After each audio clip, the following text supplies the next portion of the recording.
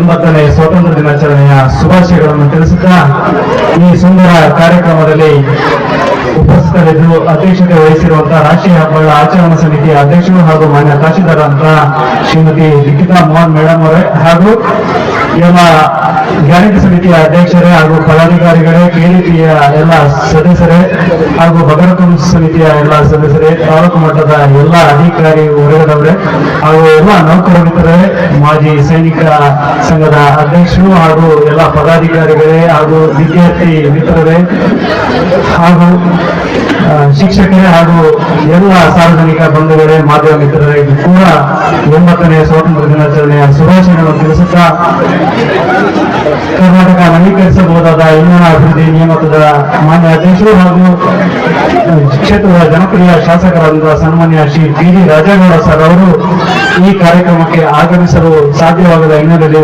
ಶುಭ ಸಂದೇಶ ಕಳಿಸಿಕೊಟ್ಟಿರುತ್ತಾರೆ. ಅದನ್ನ ಇಲ್ಲಿ ವಾಚಿಸುತ್ತಿದ್ದೇನೆ. ಶುಭ ಸಂದೇಶ.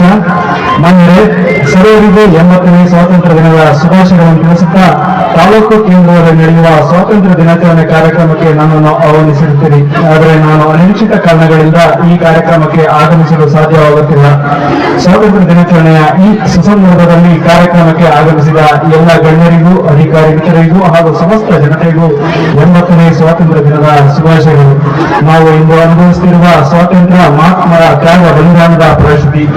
ಬ್ರಿಟಿಷರ ವಿರುದ್ಧ ಹೋರಾಡಿದ ಮಹಾತ್ಮ ಗಾಂಧೀಜಿ, ಸುಭಾಷ್ ಚಂದ್ರ ಬೋಸ್, ಭಗತ್ ಸಿಂಗ್, ಕ್ರಾಂತಿವೀರ ಸಂಗೊಳ್ಳಿ ರಾಯಣ್ಣ, ಕಿತ್ತೂರು ಚೆನ್ನಮ್ಮರಂತ ಅನೇಕ ಮಹಾತ್ಮರನ್ನು ಸ್ಮರಿಸುತ್ತಾ ನಮ್ಮ ಸರ್ಕಾರ ಮಹಾತ್ಮ ಗಾಂಧೀಜಿ ಕಂಡ ರಾಮರಾಜ್ಯದ ಕನಸನ್ನು ನನಸು ಮಾಡಲು ಮಹಿಳೆಯರನ್ನು ಆರ್ಥಿಕವಾಗಿ ಸಬಲಗೊಳಿಸಲು ಹಾಗೂ ಯುವಜನತೆಯನ್ನು ದೇಶದ ಶಕ್ತಿಯಾಗಿ ರೂಪಿಸಲು ಪಂಚ ಗ್ಯಾರಂಟಿಗಳನ್ನು ಜಾರಿಗೆ ತಂದು ಮನೆ ಮನೆಗೂ ತಲುಪಿಸುವಲ್ಲಿ ಯಶಸ್ವಿಯಾಗಿದೆ. ಕ್ಷೇತ್ರದ ಅಭಿವೃದ್ಧಿಗೂ ಕೂಡ ನಾನು ಪ್ರಾಮಾಣಿಕವಾಗಿ ಪ್ರಯತ್ನಿಸುತ್ತಿದ್ದು ಶಿಕ್ಷಣ, ಆರೋಗ್ಯಕ್ಕೆ ಹೆಚ್ಚು ಒತ್ತು ನೀಡುವ ನಿಟ್ಟಿನಲ್ಲಿ ಶೃಂಗೇರಿಗೆ 100 ಹಾಸಿಗೆ ಆಸ್ಪತ್ರೆ ನಿರ್ಮಾಣ, ಜೈಪುರ ಆಸ್ಪತ್ರೆ ಮೇಲ್ದರ್ಜೆಗೇರಿಸಿ ಕಟ್ಟಡ ನಿರ್ಮಾಣ, ಕೊಪ್ಪ ತಾಯಿ ಮತ್ತು ಮಕ್ಕಳ ಆಸ್ಪತ್ರೆ ನಿರ್ಮಾಣ, ಗಿರಿಜನ ಆಶ್ರಮ ಶಾಲೆ ಕಟ್ಟಡ ನಿರ್ಮಾಣ, ಮುತ್ತಿನಕೊಪ್ಪ, ಕುದುರೆಗುಂಡಿ, ಶೃಂಗೇರಿ ಕೆಪಿ ಶಾಲೆಗಳ ಮಂಜೂರು, ಮುತ್ತಿನಕೊಪ್ಪ ಪ್ರೌಢಶಾಲೆ ಅಭಿವೃದ್ಧಿ, ವಿವೇಕ ಯೋಜನೆಯಡಿ ಶಾಲಾ ಕೊಠಡಿಗಳ ನಿರ್ಮಾಣ, ಕೊಪ್ಪ ಹಿಂದುಳಿದ ವರ್ಗಗಳ ಮೆಟ್ರಿಕ್ ಅಂತರದ ಬಾಲಕರ ವಸತಿ ನಿಲಯ ಮಂಜೂರು, ಹರಿಹರಪುರ ಹೋಬಳಿಯಲ್ಲಿ ಡಾಕ್ಟರ್ ಬಿ.ಆರ್. ಅಂಬೇಡ್ಕರ್ ವಸತಿ ಶಾಲೆ ಮಂಜೂರು, ಕೊಪ್ಪ ಪ್ರಥಮ ದರ್ಜೆ ಕಾಲೇಜಿನಲ್ಲಿ ಒಳಾಂಗಣ ಕ್ರೀಡಾಂಗಣ ನಿರ್ಮಾಣ, ಎಂ.ಕಾಂ ಹಾಗೂ ಗ್ರಂಥಾಲಯ ಕಟ್ಟಡ ನಿರ್ಮಾಣ, ಅಭಿವೃದ್ಧಿ ಕಾರ್ಯಗಳಾದ ಬಾಳೆಹೊನ್ನೂರು ಜೈಪುರ ರಸ್ತೆ ಅಗಲೀಕರಿಸಿ ಸ್ಮಾರ್ಟ್ ಸಿಟಿ ನಿರ್ಮಾಣ, ಬಾಳೆಹೊನ್ನೂರು ಕೆಳಬಿಗೆರೆ ಹಾಗೂ ಕೊಪ್ಪ ಬಸ್ ನಿಲ್ದಾಣ ಅಭಿವೃದ್ಧಿ, ನರಸಿಂಹರಾಜಪುರ ಪಟ್ಟಣ ಅಗಲೀಕರಣ, ಸನ್ಮಾನ್ಯ ಶ್ರೀ ಸಿದ್ದರಾಮಯ್ಯನವರ ಸೇತುವೆ ನಿರ್ಮಾಣ, ಬಾಳೆಹೊನ್ನೂರು ಜೈಪುರ ಹರಿಹರಪುರ ಕಿಗ್ಗ ನಾಡ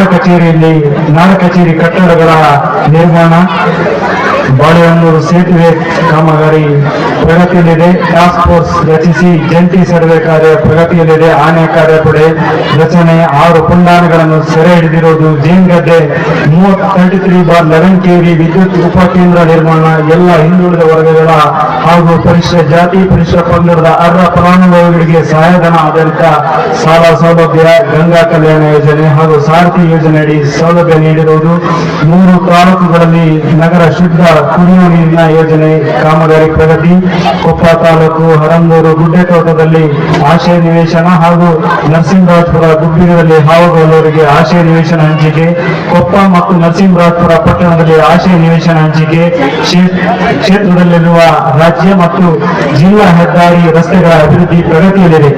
ಅಲ್ಪಸಂಖ್ಯಾತರ ಕಾಲೋನಿಗಳ ಅಭಿವೃದ್ಧಿ, 3 ತಾಲೂಕುಗಳ ಪಟ್ಟಣ ಅಭಿವೃದ್ಧಿಗೆ ವಿಶೇಷ ಅನುದಾನ, ಹಿಂದುಳಿದ ವರ್ಗಗಳ ಏಳಿಗೆಗೆ ಸಮುದಾಯ ಭವನ ನಿರ್ಮಾಣ, ಸರ್ಕಾರದ ವಿಶೇಷ ಅನುದಾನ ಹಾಗೂ ಶಾಸಕರ ನಿಧಿಯಿಂದ ದೇವಸ್ಥಾನ, ಮಸೀದಿ, ಚರ್ಚ್ಗಳ ಅಭಿವೃದ್ಧಿ ಹಾಗೂ ಇತ್ಯಾದಿ ಹಲವಾರು ಕಾಮಗಾರಿಗಳನ್ನು ಕೈಗೊಂಡು ಕ್ಷೇತ್ರದ ಅಭಿವೃದ್ಧಿಗೆ ಪ್ರಾಮಾಣಿಕವಾಗಿ ಶ್ರಮಿಸುತ್ತಿರುವ ತಮಗೆಲ್ಲರಿಗೂ ತಿಳಿಸುತ್ತಾ ಡಾಕ್ಟರ್ ಕಸ್ತೂರಿ ಕೆ ರಂಗನ್ ನೇತೃತ್ವದ ವರದಿಯಲ್ಲಿ ಪರಿಸರ ಸೂಕ್ಷ್ಮ ವಲಯ ಘೋಷಿಸುವ ಕರಡು ಅಧಿಸೂಚನೆಯನ್ನು ಕೇಂದ್ರ ಸರ್ಕಾರವು ದಿನಾಂಕ 27/7/2026 ಪ್ರಕಟಿಸಿದ್ದು, ನಮ್ಮ ಕ್ಷೇತ್ರದ ಕೊಪ್ಪ ತಾಲೂಕು 31, ನರಸಿಂಹರಾಜಪುರ ತಾಲೂಕಿನಲ್ಲಿ 31, ಶೃಂಗೇರಿ ತಾಲೂಕಿನಲ್ಲಿ 22 ಹಾಗೂ ಕಾಂಡ್ಯ ಹೋಬಳಿಯ 8 ಗ್ರಾಮಗಳನ್ನು ಒಳಗೊಂಡಿರುತ್ತದೆ.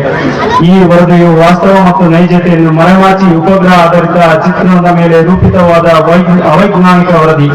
ಅರಣ್ಯ ಮತ್ತು ಪರಿಸರವನ್ನು ಸಂರಕ್ಷಿಸಲು ಈಗಾಗಲೇ 10 ಹಲವು ಕಾನೂನು ನೀತಿ ನಿಯಮಗಳು ಜಾರಿಯಲ್ಲಿರುವುದರಿಂದ ಹೊಸ ಕಾನೂನು ಅವಶ್ಯಕತೆ ಇರುವುದಿಲ್ಲ ಹಾಗೂ ಕ್ಷೇತ್ರದ ಅಭಿವೃದ್ಧಿಗೆ ಮಾರಕವಾಗಿರುವ ಈ ಕರಡು ಅಧಿಸೂಚನೆಯನ್ನು 60 ದಿನಗಳೊಳಗೆ ನನ್ನ ಕ್ಷೇತ್ರದ ಎಲ್ಲ ಗ್ರಾಮಗಳ ಆಕ್ಷೇಪಣೆ ಸಲ್ಲಿಸಿ ತಿರಸ್ಕರಿಸುವಂತೆ ತಮ್ಮಲ್ಲಿ ಮನವಿ ಮಾಡುತ್ತೇನೆ.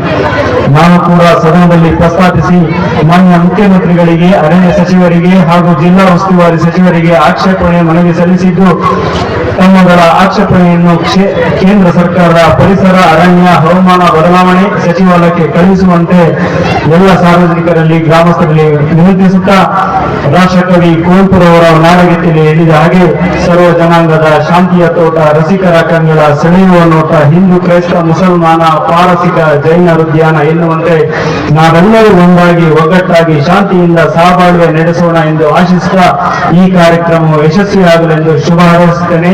ವಂದನೆಗಳೊಂದಿಗೆ ಟಿ.ಡಿ. ರಾಜೇಗೌಡ. ಎಲ್ಲರಿಗೂ ಧನ್ಯವಾದಗಳು.